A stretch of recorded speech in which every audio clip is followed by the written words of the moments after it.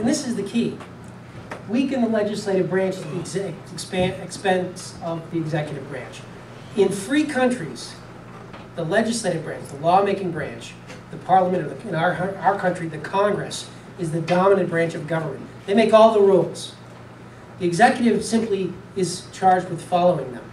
The president is supposed to be the guy who simply carries out the orders of Congress. He's supposed to be basically the errand boy of Congress, to do what Congress says. That's it.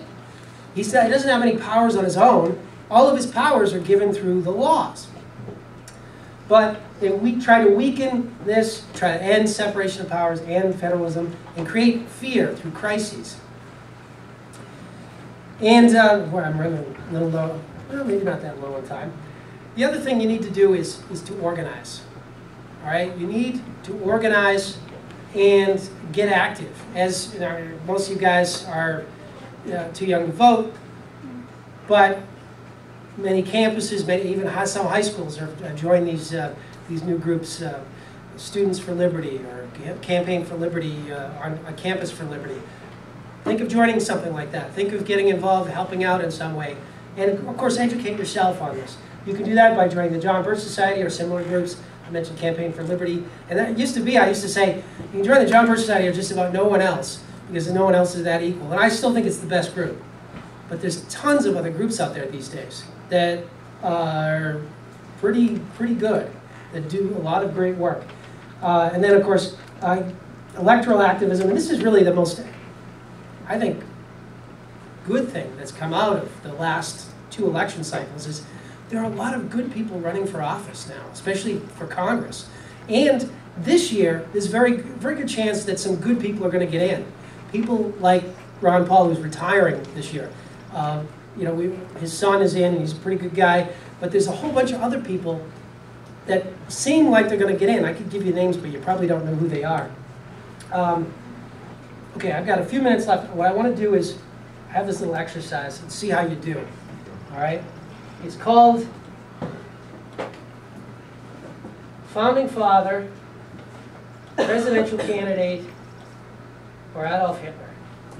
And you have to tell me who has, let's see if I can get a full page view here.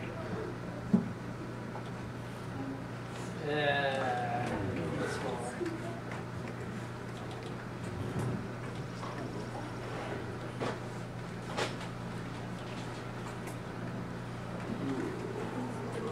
You guys see that quote? Is it big enough? Some of you can, some of you can't. All right, I'll read it for you. All right, so you have to tell me, each of these quotes comes from either one of America's founding fathers, from Adolf Hitler's Mein Kampf, or from one of the presidential candidates this year. Okay? And you have to tell me which one of those 3 it is. All right, we'll do a few of these.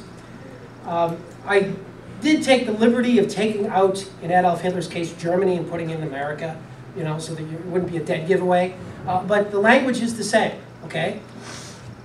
Now, just a little, as a hint, so you guys can detect which is which.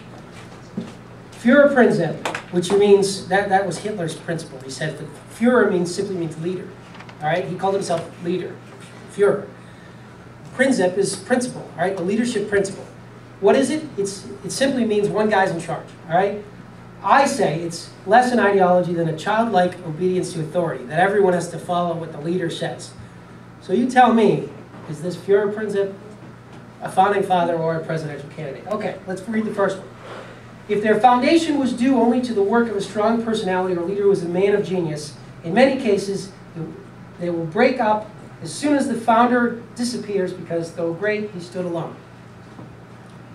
Führerprinzip. Führer? Okay, how many people say Adolf Hitler? Just a couple. How many people say it's a founding father? Okay, so how many people say it is a presidential candidate this year? Okay, the minority wins. That was Adolf Hitler, Mein Kampf. All right, that was kind of tough. This one should be easier. As a contrast to this kind of democracy, we have the American democracy, which is a true democracy. For here the leader is freely chosen and is obliged to accept full responsibility. for his actions, all his actions and omissions. The problems to be dealt with are not to be put to the vote of the majority, but they are decided upon by the individual. And as a guarantee of responsibility for those decisions, he pledges all he has in the world and even his life. Adolf Hitler, raise your hand. Okay? Presidential candidate. All right, founding father.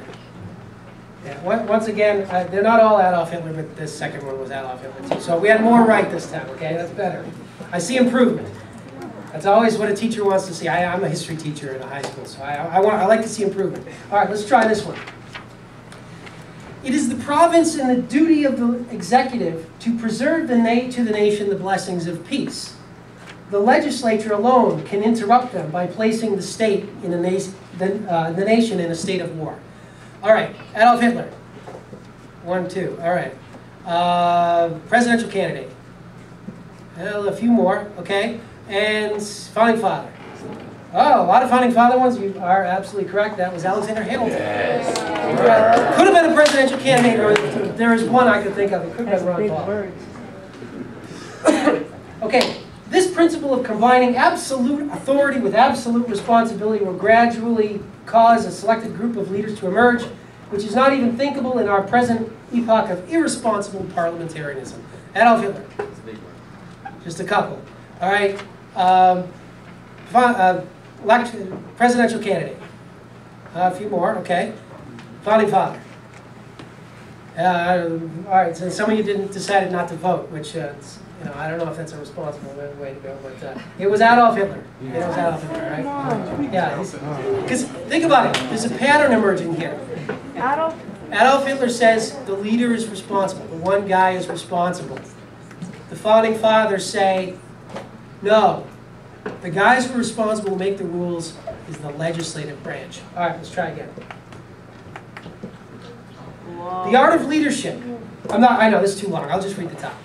The art of leadership is displayed by great popular leaders of all ages, consist in consolidating the attention of the people in against a single adversary, etc., etc., and focusing the energies of the people. Adolf Hitler. There's quite a few Adolf Hitlers. All right, presidential candidate. All right, and founding father. All right, once again.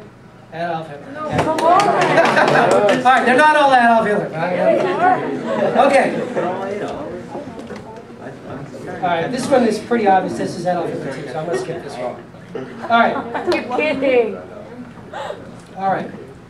How about this? Absent an imminent threat, a president should not undertake unilateral military action. As president, I believe if there was a threat to the U.S. justifying military action, I'd go before Congress and the people to present the case for war. What do I do first? Adolf Hitler. Just a couple, all right? Presidential candidate. And founding father. All right, I could have been a founding father, I think. I mean, I could see James Madison saying that. Anyone want to guess which one? You go presidential candidate ones? Ron Paul. Yeah, it was Ron Paul. Yeah. There was no Ron Paul. All right. He was a presidential candidate. All right. We'll just do two more. All right. I think I'll be out of time at that time anyway, right? I'm out of time now, but I'll go one more. I'll just do two more. Well, I've only. That was dumb. It's not even clear. That was dumb too. All right. Here we go. Those who are to conduct a war cannot be proper or safe judges whether a war ought to be commenced, continued, or concluded. So who conducts a war? The executive branch, right? The military. So, those who conduct it cannot be proper judges of whether it ought to be begun. So, Adolf Hitler. Presidential candidate. A few more. Founding father. All right, you guys are. I see improvement here. James Madison. All right. All right. Let's do this last one. If on the one hand the legislature have a right to declare war, it is on the other the duty of the executive to preserve peace till the declaration is made. Adolf Hitler. No, because he loved war and he made it all by himself, right? Presidential candidate. All right, and founding father. All right, we got some founding fathers here, yeah? Alexander Hamilton again, all right? Very good. I see improvement, thank you.